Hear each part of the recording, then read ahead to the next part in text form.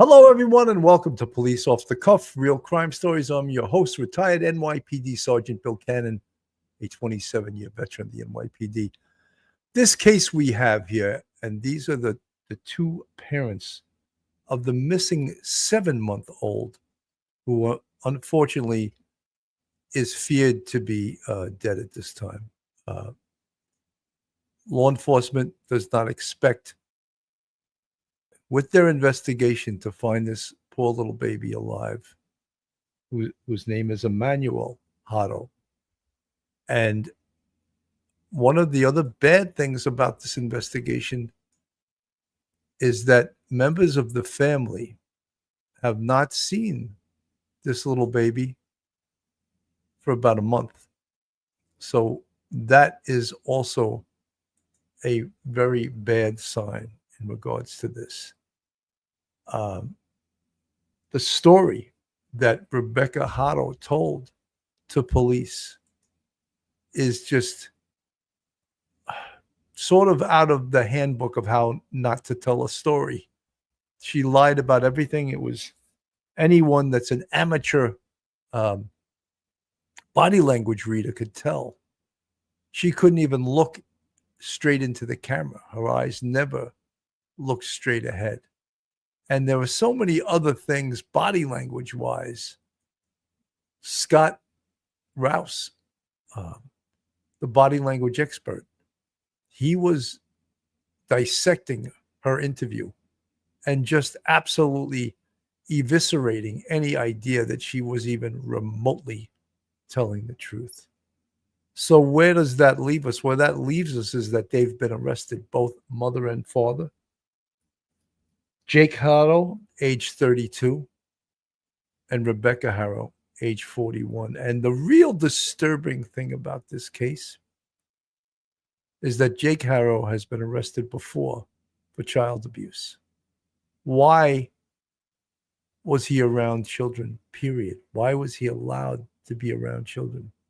And you look at Rebecca Haro there, and there's probably a good chance you're seeing that she's got her right eye has a black eye. That blow to her right eye was delivered by Jake Haro.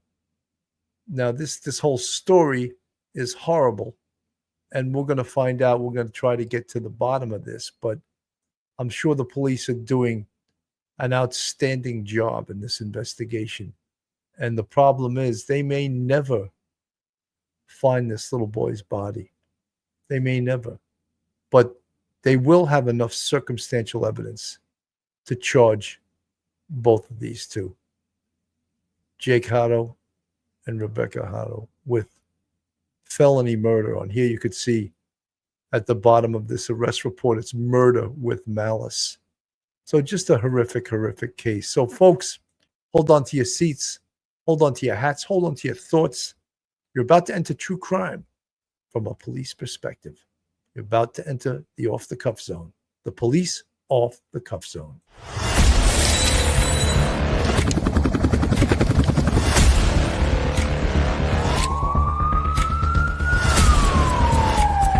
There has to be some common sense. They were the ones who called 911 to get him help, and now they're calling for change.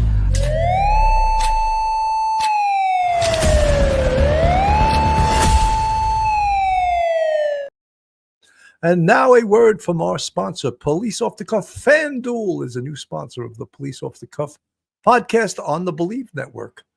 On Tuesday, August 26th, it's FanDuel Futures Day, a new holiday for football fans. It's 24 hours of deals on all your football season predictions. So take a flyer on the MVP race. Who is your pick for MVP in the NFL? Crown your champion in August. What's your pick for the Super Bowl? Or parlay your division winner, dark horses. Mark your calendars. This is your day for your hunches, your hot takes, your calls, and your odds. Visit the FanDuel app today and start planning your futures bets now, because Futures Day is one day and one day only. FanDuel, play your game. You must be 21 and present in select states for Kansas in affiliation with Kansas Star Casino, or 18 plus and present in D.C., Kentucky, or Wyoming. Gambling problem? Call 1-800-GAMBLER or visit FanDuel.com RG. Call 1-888-789-7777. or visit ccpg.org/chat in Connecticut, or visit MD Gambling Help Org in Maryland. Hope is here. Visit gamblinghelplinema.org or call 1-800-327-5050 for 24/7 support in Massachusetts, or call 1-877-8-HOPE New York, or text Hope New York in New York. Joining us today as my co-host, the very capable, the retired NYPD Sergeant, Professor at Albertus Magnus College in Connecticut, attorney. Welcome to the show, Professor Mike Geary. Welcome, Mike. Bill, good to see you. Good evening. Thank you for having me on. You know, Mike, a very absolutely horrific story, but a story that we are all too familiar with as being members of the NYPD and seeing some of the most horrific child abuse cases. And whenever you get a child abuse case, you always think, this poor little innocent child, how could this have been prevented? At least that's what I always think. And in this case, it was so elementary how it could have been prevented. This man right here, Jake Haro, age 32, should never have been allowed around children, period. And probably his wife, Rebecca Haro, shouldn't have been around children either. But as a result of my opinion, as it looks right now, negligence by the state, that he, Jake Haro, was allowed to be around children again, to have children, and to be the father of record. Your thoughts? Bill, this is one of those tragic cases where, you could have some sort of foresight and see as a district attorney or as a judge that this guy Haro doesn't have any business being near children, with what happened with his daughter from a previous marriage, who is pretty much brain dead and is blind and will never have a life. And she'll always be institutionalized and hospitalized. This is one of the most preventable kind of cases, but we've seen many cases similar to this where you get a kid who's physically abused, or you get some of these cases where the kid has been kidnapped, or the kid went missing. And unfortunately, from what we've learned in our careers, is that those cases where the kid goes missing suddenly, or that is maybe a possible kidnapping, that it's none of that sort. It's the parents covering up for their own destructive acts towards the children. But this is a really terrible, terrible case that was, to me, 100% preventable. Absolutely. This is from Law and Crime. We're going to see some of her performance. That's the mother, Rebecca Haro. His parents may be lying. I got him out of the car seat and I laid him down and so I could get his diapers ready. And somebody said, "Hola," and that's all I remember. This video per KABC of his mom speaking to television cameras after she claimed she was attacked and her son was abducted. Here's what the baby's dad said, looking straight into the camera. Whoever took our son, please give him back. But now law enforcement in Southern California say they can't rule out foul play, and they are having a hard time trusting what these two parents are saying now that the 7-month-old child is still missing and mom and dad have reportedly lawyered up. We're on the case presented by Law and Crime. I'm Chris Stewart.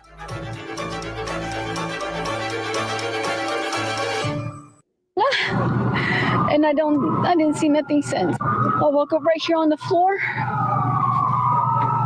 And I didn't see Emmanuel. Now, she claims that someone came up to her in that parking lot. All she remembers them saying is "Hola," and the next thing she knew, she blacked out. She says she was attacked, and when she woke up, little Emmanuel was gone. Now, at that point, deputies started searching the area. This is happening an hour east of Los Angeles. But this story, which, if it actually happened, is a parent's worst nightmare, appears to be falling apart. Over the weekend, San Bernardino County Sheriff's deputies released a statement, and they said that they found inconsistencies in the mom, Rebecca's story. And when they pushed her about that, they say she stopped talking to them. Now, on top of that, the Uvalde Foundation for Kids, which is a national nonprofit, it advocates for children. They were helping in the search for Emmanuel when this story first broke. They were offering reward money as well. But in light of this news from law enforcement, they are no longer helping in the search. Lawandcrime.com reached out to the nonprofit, and this is what they told us, quote, "We are receiving information that Emmanuel was not even reported to have been seen at the football game. The mother alleged they were all at, as an eyewitness report, that the mother's apparent bruise acquired during the attack at the Big Five was in fact acquired previous to the incident. We're awaiting further confirmation from law enforcement. All of these, coupled with our previous notes, have led to our decision." Now, here's specifically what law enforcement said on Sunday. Quote, "Investigators interviewed multiple individuals, including Emmanuel's parents, Jake and Rebecca Haro. During those interviews, Rebecca was confronted with inconsistencies in her initial statement and declined to continue with the interview. At this point in the investigation, investigators are unable to rule out foul play in the disappearance of Emmanuel." Now, here is the home where Emmanuel lived with his parents per online court records. TV cameras saw detectives investigating at Emmanuel's house overnight, and we're still waiting on an update today if that search found anything related to this case. The Haro's 2-year-old daughter has been removed from the house per KTLA. It also came to light that Emmanuel's dad, Jake, is currently on parole. He was convicted in 2023 of cruelty to children. That was related to a 2018. You know, that's actually incorrect. He's on probation. Parole is when you are convicted of a crime and you go to prison and they let you out early. Probation is when your sentence is restrictions living outside a jail or a prison. So he was on probation. And this crime occurred to this little girl who was from a previous relationship or marriage in 2018. So the authorities had the information that this guy was bad news, shouldn't have been around children. And the injuries that this little girl is like a vegetable now. And they still allowed him to be around other children. Mike, that is to me a crime in itself. Bill, he should have been in prison. And why he got a deal is strange. He was probably charged originally with felony, reckless endangerment. He was probably knocked down to some sort of misdemeanor, reckless endangerment, something like that. And he was it then allows the court to give him probation. And I think he's got probation for a couple of years. I think one report said that he served only 1 day actually incarcerated, and the rest he's serving maybe in some sort of type of home confinement scenario, and he has to report to a probation officer. But this was the totally preventable part. He should have been in prison. He should not, for like 15 years or 20 years, at least starting in 2018.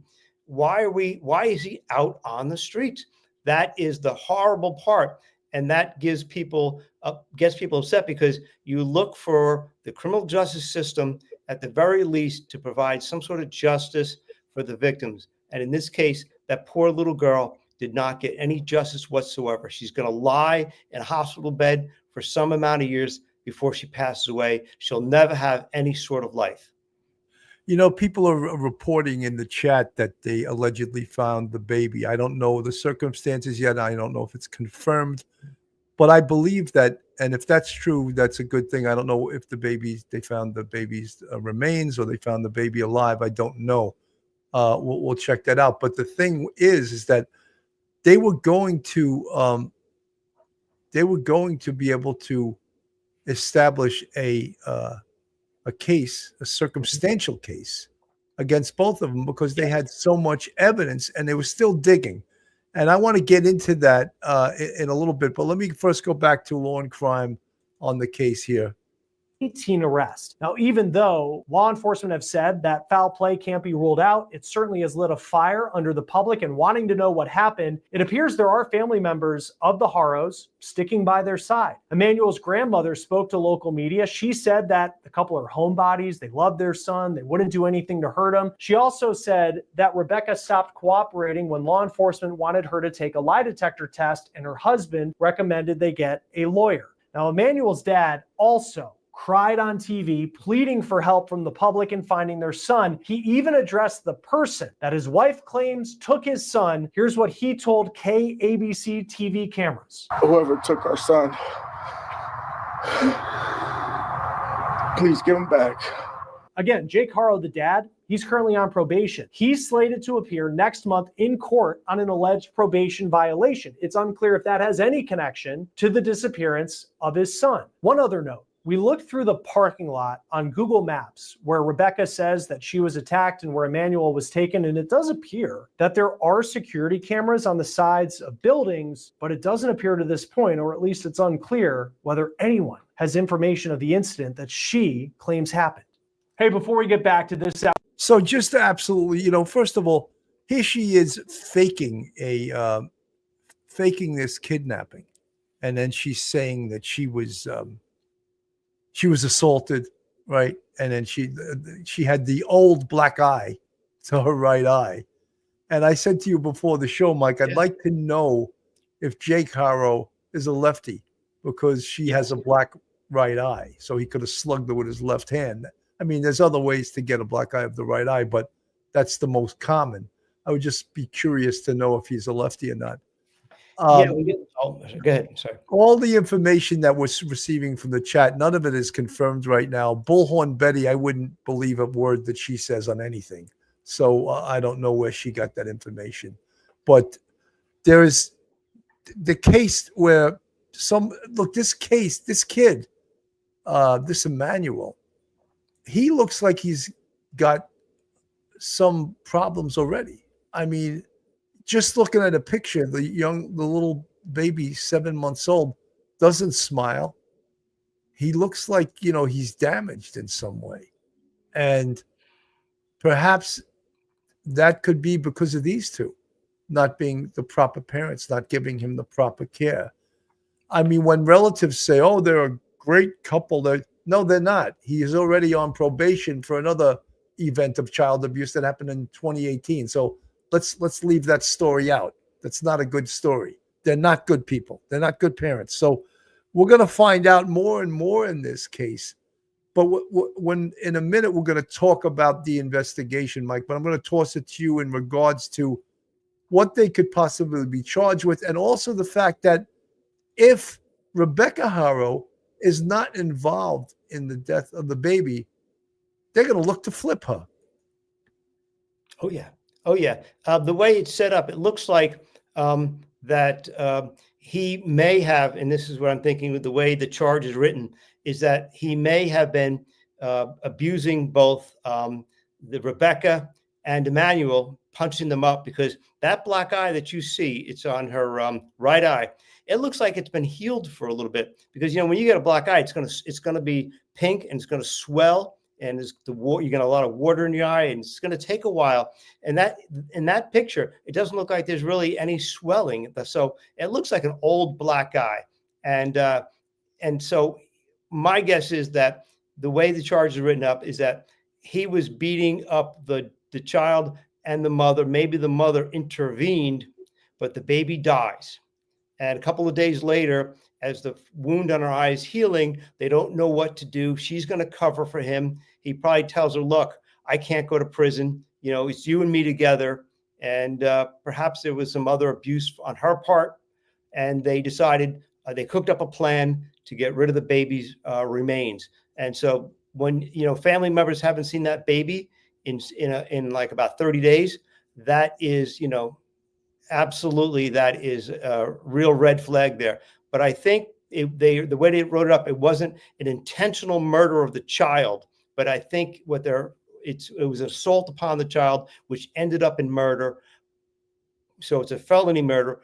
But then the cover up, I think, is where they get the malice. So I'm not sure of California law, but I think that's why the charge is written the way it is. Absolutely. Jane C. from the chat. Those relatives knew and should have called police. They admit he wasn't seen for weeks. In fact, Jane, they said they haven't seen the baby for a month. 100%. So that's very difficult for them to lie about. Oh, yeah, the baby was not at the football game. The baby was not at that big five store. So, and also to make up lies like that when you know that there's cameras everywhere, chances are, even if the big five store didn't have a camera, there were other stores right around that parking lot that would have seen her car come in and seen that she was by herself. She makes up this whole kidnapping story.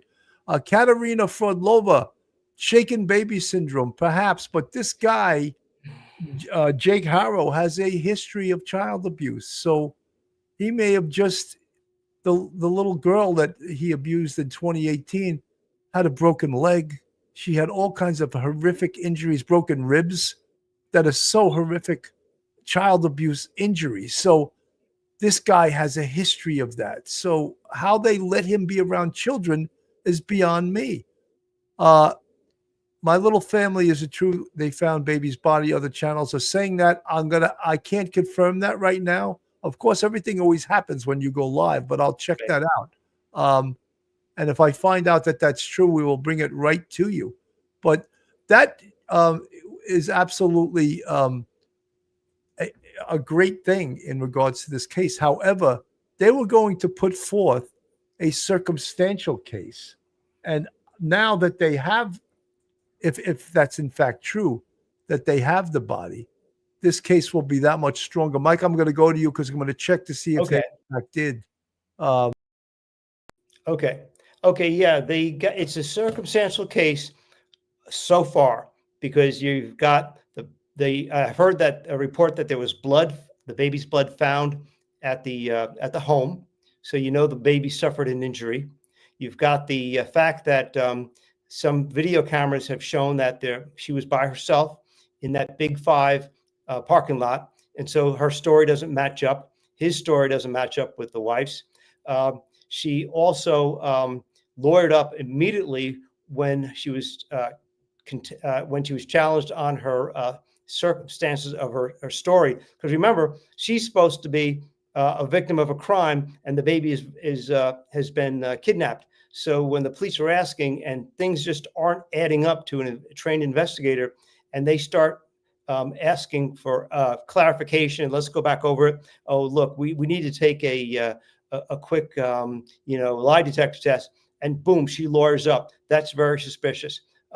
Also, no one saw the little baby at the football game that she was supposed to be at with her husband and family. So that doesn't work out. So you've got all those little things, piece by piece by piece by piece. Now if she does lawyer up and flip on the husband and she gets reduced charges in return, then if she testifies against the husband, Mr. Haro in this case, okay, if she testifies against him and she can say that truthfully that she was there at the moment the baby was killed, poor Emmanuel was killed, then it becomes a circumstantial case and direct evidence case. And at that point, he's cooked. But it depends on what they do, the police do with her, what the circumstances are of her charges, how the DA wants to proceed with her against him. Mike, I just looked, I did a search of YouTube, and the only one that's saying they recovered the remains is Bullhorn Betty, who I wouldn't take her word for anything. So I'm not going to go with that unless we have a confirmation from the San Bernardino police or a reputable news agency. I'm not going to go with Bullhorn Betty, especially in the midst of this show. Right.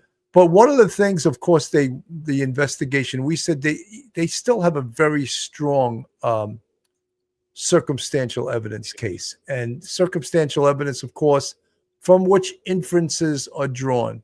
And they have enough of that. I want to go to Banfield because she has some great information on the history of this case here. Of a desperate search for a 7-month-old baby boy named Emmanuel Haro, and the details that we've just learned about the baby's father and his criminal past, absolutely hair-raising. The number of children that have been moved out of the Haro home into the custody of others is nothing short of alarming. Let me take you back for a moment. Baby Emmanuel was reported missing last Thursday.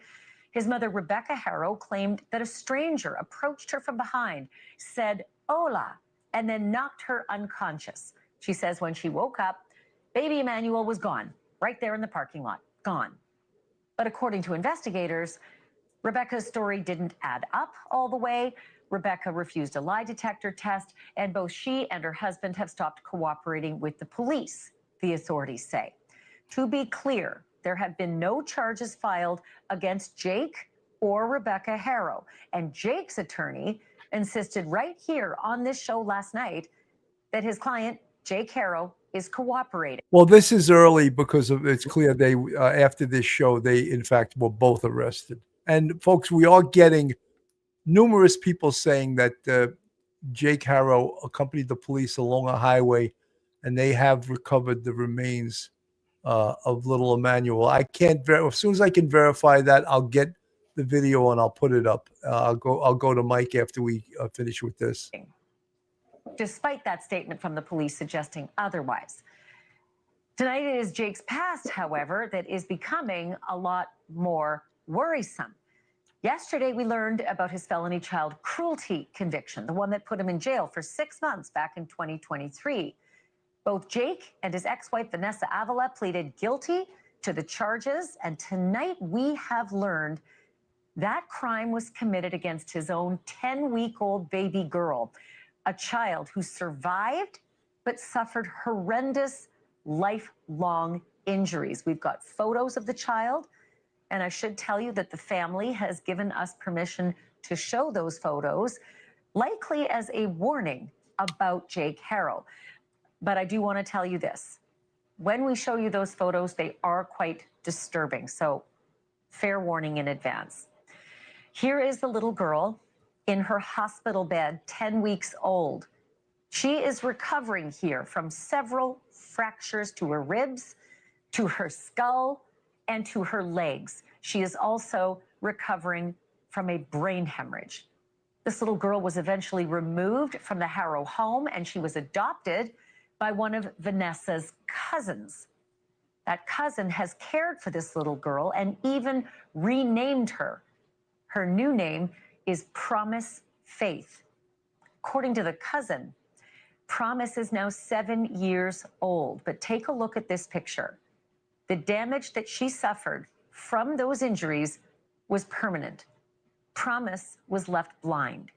Promise was left unable to walk. Promise was left unable to talk and unable to swallow due to strangulation. We are told from this cousin that Promise has 3% brain function, that Promise needs a feeding tube, and that Promise will need round-the-clock care for the rest of her life. So let's just contemplate this as you see these pictures.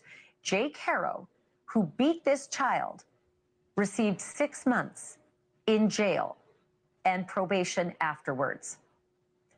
The same cousin who adopted this little girl, Promise, also took in Jake's oldest son, who she says was born with fetal alcohol syndrome. That child was named after his father, Jake, but the cousin also renamed the little boy. His new name is Carlos.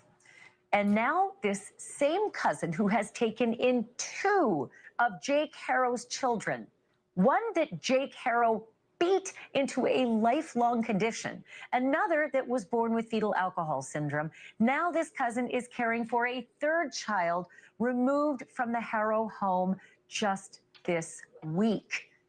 A 2-year-old child was taken out of Jake and Rebecca's care. I'm joined now by true crime digital creator Abby Escobar, who spoke. Absolutely horrific, Mike. Like, can you believe that that he was allowed to be around children? Like, period. Like, why, with this history, is he be allowed to be around children? He should have been banned. I mean, and they give him more children, and then look what he's done. Mike, I'm going to go right to you, and you're going to discuss that. I'm going to search for the video of him finding it. I went to the wrong guy. I went to me, Mike. It's better you. Okay. Okay. Yeah. Yeah. It's, we talk about when you have someone who commits SA against a person, a child or an adult, and they're put on a list, and, you can find out who they are. This man should have been put on a list for abuse of a child. There's no reason why that he should be allowed to be anywhere near children. He shouldn't be allowed anywhere near children. But here he is with his record, known records, not hidden. He was arrested, and the family's now taking care of that child. That's a shame, because you would expect the criminal justice system to get justice for those who can't get it for themselves. And a little baby can't get justice. So who's going to get justice for them? Their parents, the district attorney, the prosecutor, the judge. But in this case, they were let down in the worst way. And that poor child is not going to have any sort of quality of life. God bless them. But people have asked in the chat, what about, legal recourse against the judge or the district attorney? And I think, and against Haro himself. Yeah, Jake Haro could be sued for civilly on behalf of the infant daughter who is now 7 years old, or for poor Emmanuel, for causing the death of poor Emmanuel. Of course, that could be. But you're looking at the prosecutor and the judge in this case. They probably, I would imagine, because immunity issues are solved by the state. The state decides how much immunity they give to their actors. So therefore, it's up to the governor and the state legislature to extend no immunity, some qualified immunity, or complete immunity to police, prosecutors, and judges doing their job. And in this case, I'm not sure about California law, but if I am anyone interested in this case, I would want to sue everyone involved, because they have to answer, why did they do what they did? And in this case, it was completely foreseeable that this guy was a monster, and he served almost no time. And here he is with another child. This was a preventable death, and he should be held criminally and civilly accountable, as well as the prosecutor and the judge should be held civilly liable for their malfeasance and their negligence. Mike, that's the thing that I've seen this a lot of times in my homicide career. We would have mothers that rolled over on their child in bed and suffocated the child. Mm-hmm. And they were told not to sleep in bed with a baby. And they did it again and killed another child. And then they were prosecuted. But I've seen some horrific child abuse things. And in this case, the system has to be held accountable, because the police can't be the only ones that are held accountable. It has to go right up the food chain, right to the judge who made these decisions by allowing this guy, Jake Haro, to, instead of going to prison for the horrific crime he committed against this little baby girl, that he gave him probation. Unheard of, absolutely unheard of, Mike. Yeah, it's horrible. It's negligent. It's totally negligent. Now, we do want prosecutors, and we want judges and police and fire and EMS, people who work with the public, to have some sort of immunity. But complete immunity for like judges and prosecutors in New York is a terrible thing. And I hope in California they don't have it, because it allows judges and prosecutors to come up with all kinds of weird legal ideas why someone should not be incarcerated, why you should knock down a felony robbery charged with a gun to a misdemeanor and a desk appearance ticket, the kind of stuff that we see in New York. And it doesn't help the public whatsoever. You're a public servant. What matters most should be the safety of the public, not a theoretical reason why you think a particular person deserves mercy or non-prosecution or an easy plea bargain. Public safety should be first. And when you get that kind of immunity where judges and prosecutors are untouchable, it leads to these sorts of things, because there's they don't have any of their own fortune on the line. So that frees them to do all kinds of ridiculous things that make no common sense whatsoever. And absolutely. Heather, whatever, thank you so much for the $4.99 super sticker for the truth. Thank you so much. Cat H, I was a pediatric nurse 35 years ago. Then you know what we're talking about. Yes. Sandra Azigo, they found Emmanuel Jake took them to where they put him Sandra, I've been reporting it. I can't confirm it. The only video on YouTube right now is from someone named Bullhorn Betty, and I will not go to her video. First of all, she's another content creator, and it's not copyright, so I won't go to that. A lot of you guys are reporting that it's been reported that they have found his remains, and that Jake Haro is now, they have the evidence. They won't just need circumstantial evidence, they'll have all of the evidence. So yeah, this is absolutely outrageous, folks. This is Police Off the Cuff, real crime stories. If you like real crime, true crime from a police perspective, you're in the right place. If you're not subscribed, hit the subscribe button, give us a thumbs up, share us with your friends and family, make lots of comments. And if you want to contribute financially, we have a Patreon with 4 different levels. We have a YouTube channel membership with 5 different levels, and we appreciate all of our friends, our family, our YouTube family that support this channel, Police Off the Cuff, Real Crime Stories. Yes, guys, I see everyone in the chat telling me that the remains have been found, and I believe you. However, I don't have the confirmation video, and I'm not going to go.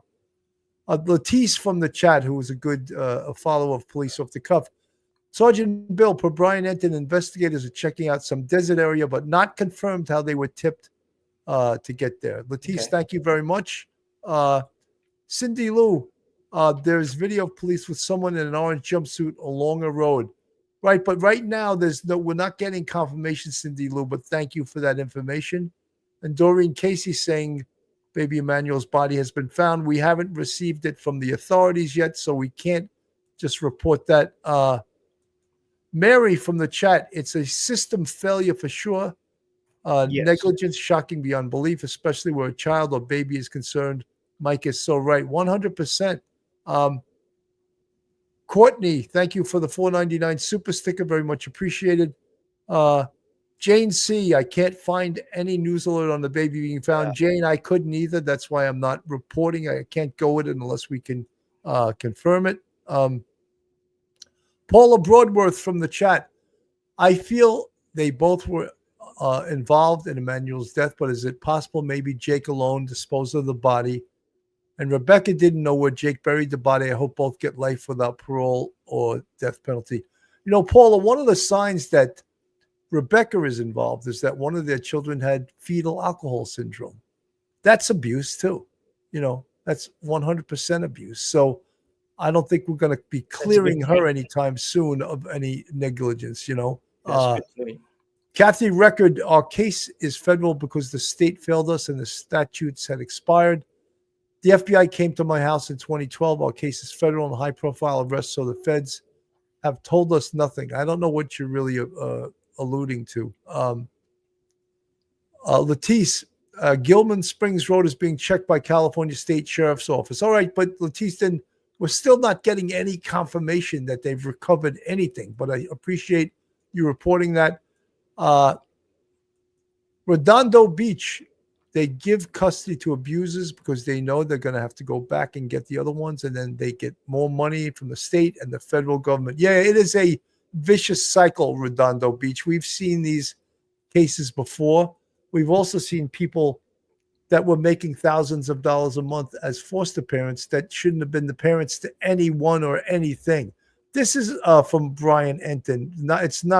It's about a day or two ago, but let's play some of this in regards to the case.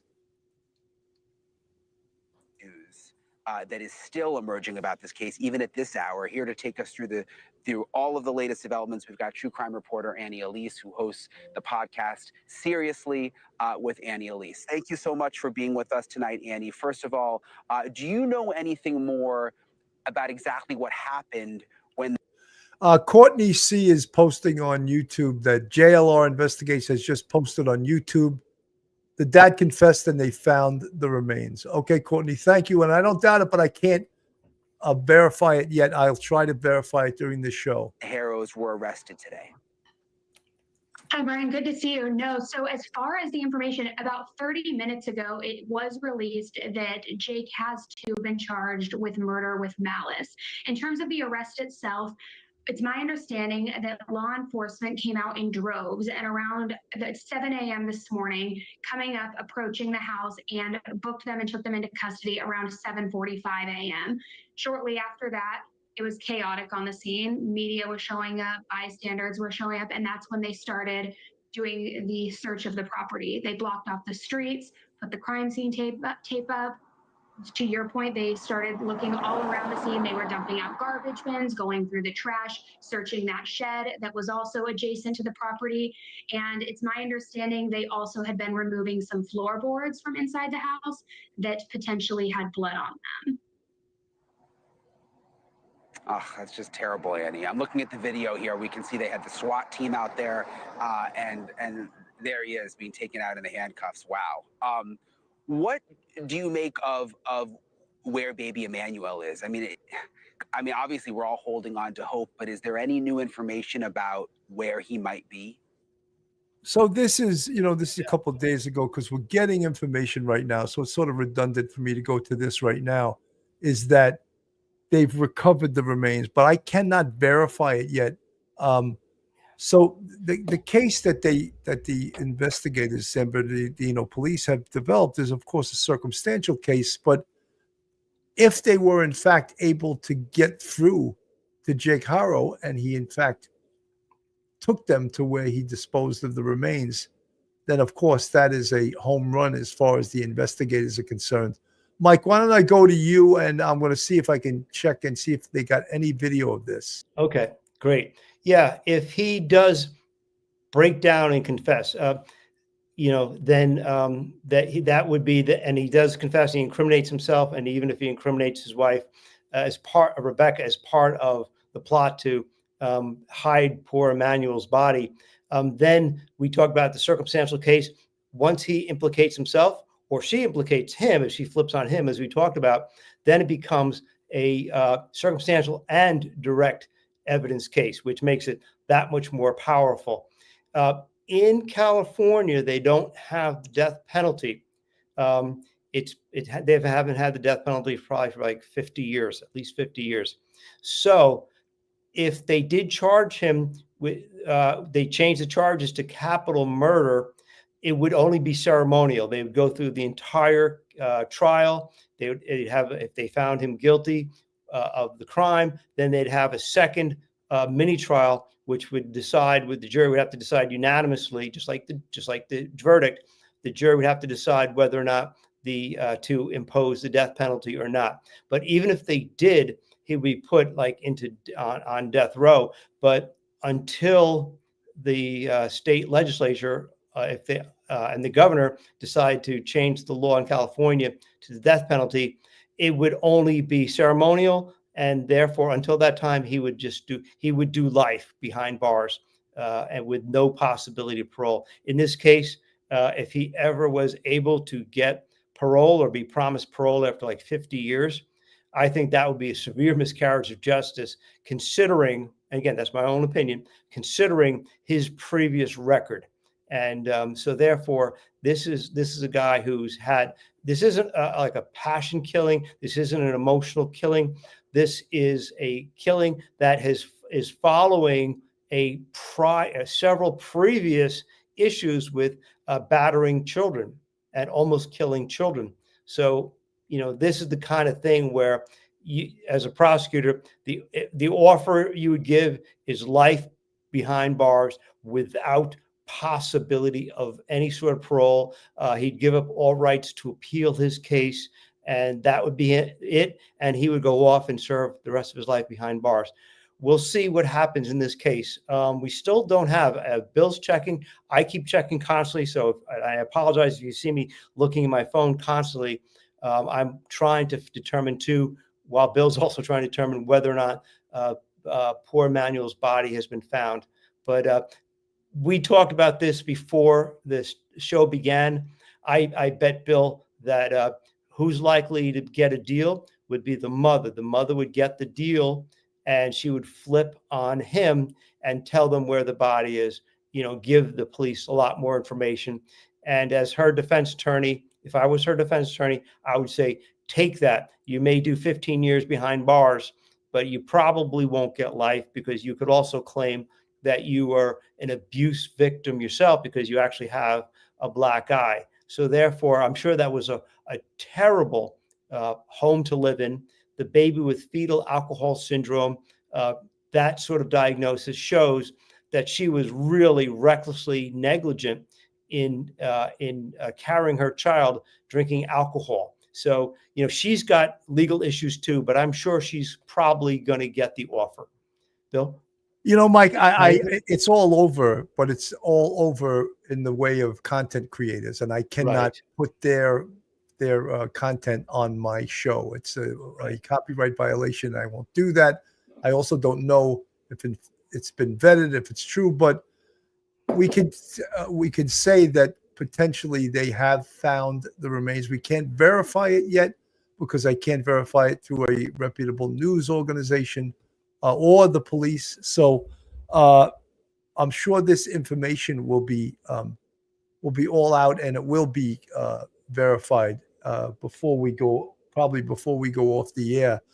But let's just realize that what was behind this, the police did an outstanding investigation. Somehow, Jake Haro had an attorney. So somehow the investigators convinced the attorney to have him cooperate. Because usually once you have an attorney, all cooperation is over. It's off. It's not going to happen. And somehow the investigators from the San Bernardino police were able to convince Jake Haro to cooperate and show them where he had dumped the remains of little Emmanuel Haro.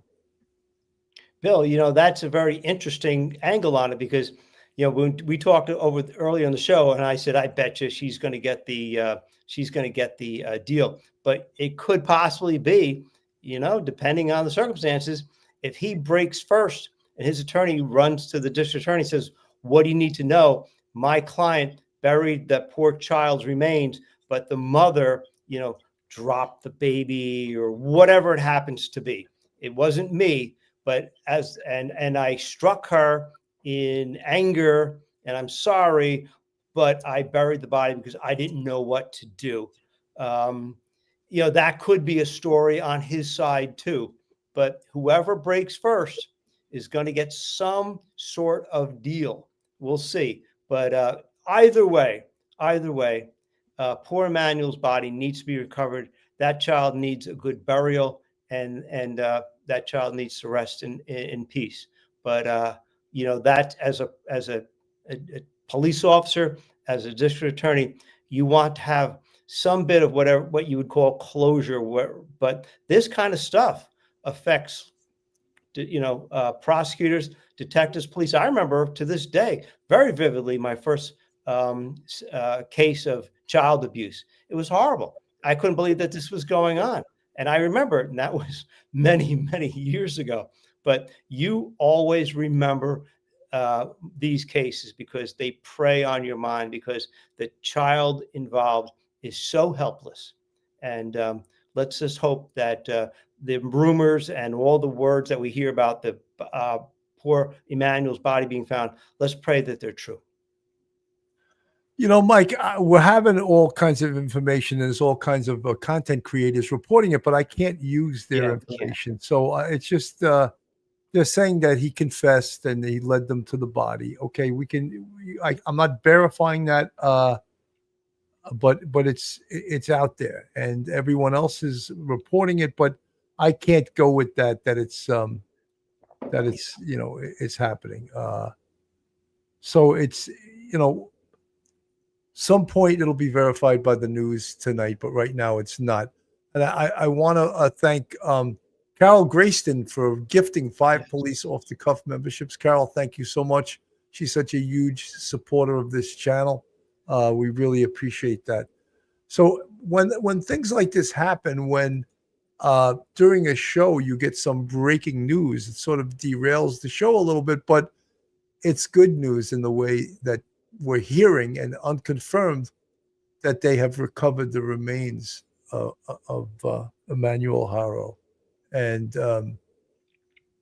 now, they have evidence. They have real strong, just not circumstantial evidence, but they have real strong evidence that against probably both the parents. But Jake has apparently confessed, and again, unsubstantiated information. Latisse, not this, he confessed and allegedly left him on the side of the road. Yeah, that's so horrific, right? It's so horrific that this of course happened.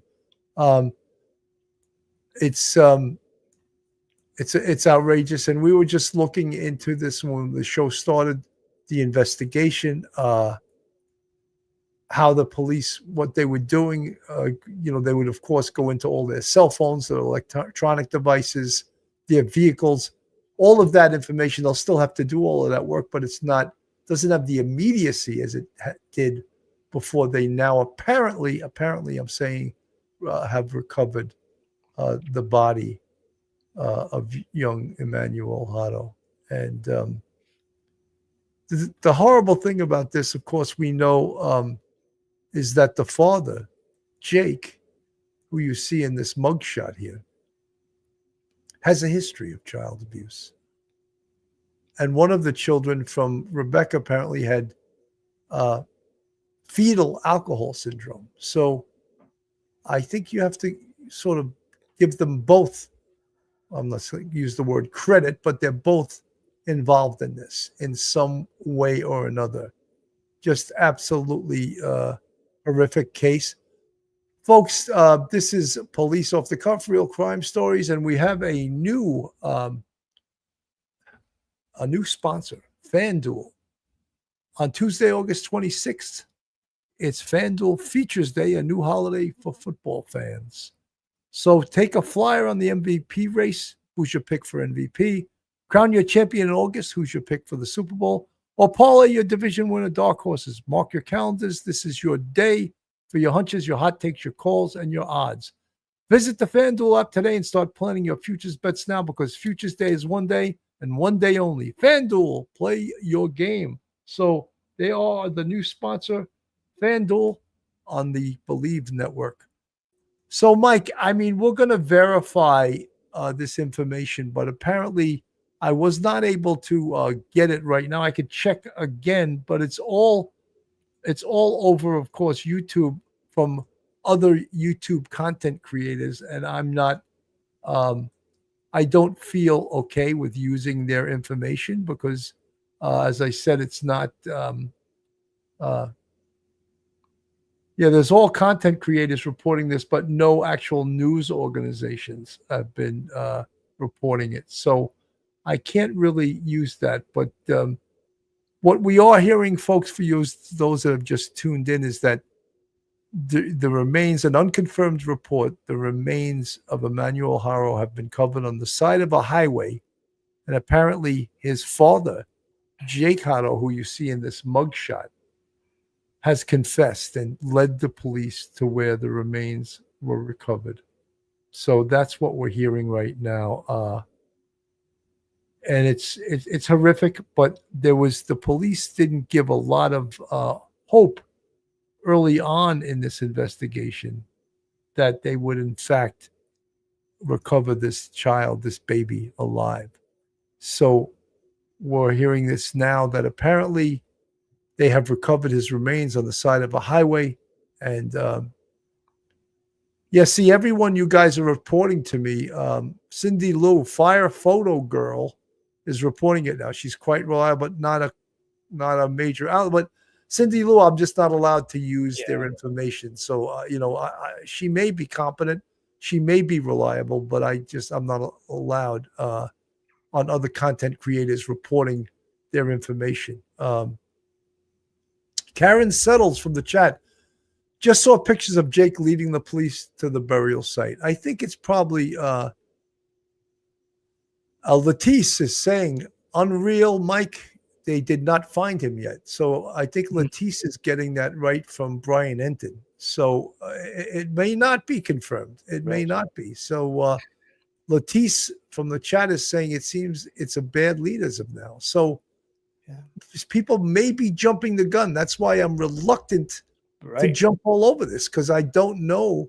I don't know if it's true, and no one of an authority position is telling us. Jane C. from the chat, still sketchy on the rookie journalist reporting. It's, so we don't know, and I'm not going to report it until we do get it from a good source. I can confirm that he is there showing police where we put him. No body found yet. Annie Watkins, very possible, but I don't know how we know that all of those things when no police authority is telling us and no one in authority position. So I'm not going to jump at it right now.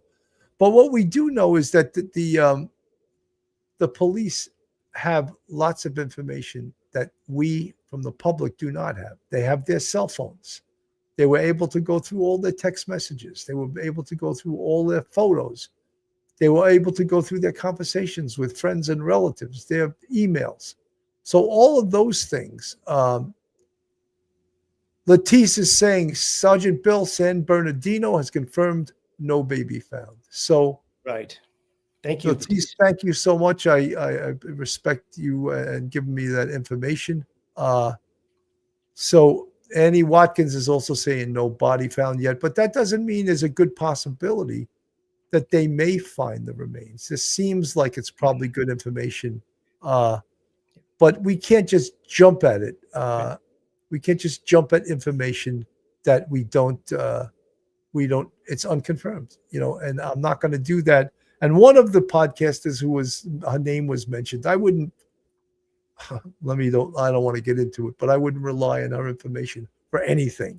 She's lost her channel and, so I'm not going to count on someone like that. Redondo Beach, prosecutors can still seek the death penalty in California. Yes. It's just on moratorium, so they can still see it through. I mean, that's all premature. This is a horrific case, an absolutely horrific case. But the police in these cases, time is on their side. On Friday when they arrested both Jake and Rebecca Haro, that's when we knew they could just put them away, keep them on ice until you build the case against them. Mike, your thoughts? Yeah, Bill, you think about this case and what goes into the investigation, as you and Phil know, and especially in a case like this, we saw this kind of thing in the poor Maddie Soto case where Detective Tagler was interviewing the Madeline Soto and Stefan Stearns while they're doing a kidnapping investigation or a lost child investigation. They've got a parallel investigation going on with the parents. And so they're getting search warrants as quick as they could. They're downloading as much information that they possibly could. That's why it was so vital to get his cell phone, Stefan Stearns' cell phone. But people don't realize sometimes, what looks like a missing person, yeah, it's being investigated, but it's also investigating the parents, because we do know that a lot of these missing person or kidnapped child kind of cases end up being, I don't know what percentage, but I would say a good percentage of them end up being cases of a domestic violence against the child, or like this case. And you got to also consider what's the problem in recovering the body if the husband, the father, is already Haro's already confessed. Well, he might not remember where he put the body. These people aren't the brightest. They may have had a little alcohol, and it may have been done in the absolute dead of night. He probably might have driven up some sort of road and said, let me just put the body, dump the body there. And I hate to say it, but he may have dumped that body, and then there may be animals that have scavenged it. So he may not even really know exactly where he put poor Emmanuel's body. As sad as I hate to say that, but I think that's also a possibility. That's what may take some time in finding that baby, if you can actually find the baby. Well, yeah, I'm sure they're using cadaver dogs. Yeah. They're using drones. They're using all the technological things they have to try to find a body. Helicopters, heat-seeking, infrared cameras, that type of thing. Latisse, San Bernardino Sheriff's Office has confirmed no remains found, per Brian Enton from a text. And, you know, Latisse, thank you so much for this information. It's all over. Several content creators already saying the body's been found. So you just got to realize not all the information that we're receiving is accurate. So people are already confirming that the information is confirmed, and it's not. C-Farm, police off the cuff, appreciate you not saying anything that is not a fact. C-Farm, well, I mean something, you know, that's where I'm from. I'm a professional. I'm a retired NYPD homicide sergeant. I know rumor is not fact. And a lot of this stuff is rumor. And at the race to be first, it's not good to be first if you're first and false. You know, if you're first and true, that's good. But I don't think it's a good thing to just want to be first and to put out false information, which a lot of the information going out right now could very well be. Gina Muscolino, how could they have Jake out there without cuffs or shackles in the middle of nowhere? I'm sure I buy that it's him. Gina, that's common. I'm sure he is in cuffs and shackles. You know, no one's going to put him out there. You know, it's like an invitation to run without cuffs or shackles. I'm sure he is cuffed or shackled. Latisse again. Brian Enton confirmed they are searching for Jake, but no body has been found yet. Okay, thank you so much. And he's getting the information from the San Bernardino Sheriff's Office. So that's as good of information as we can possibly get. You know, Mike, I don't think until this could go on for hours and hours and hours. I think perhaps we'll come back tomorrow and give an update on this case. But as for tonight, your final thoughts, Mike. You know, Bill, these kind of cases, sadly, all too often end in tragedy. And in this case, it followed the pattern.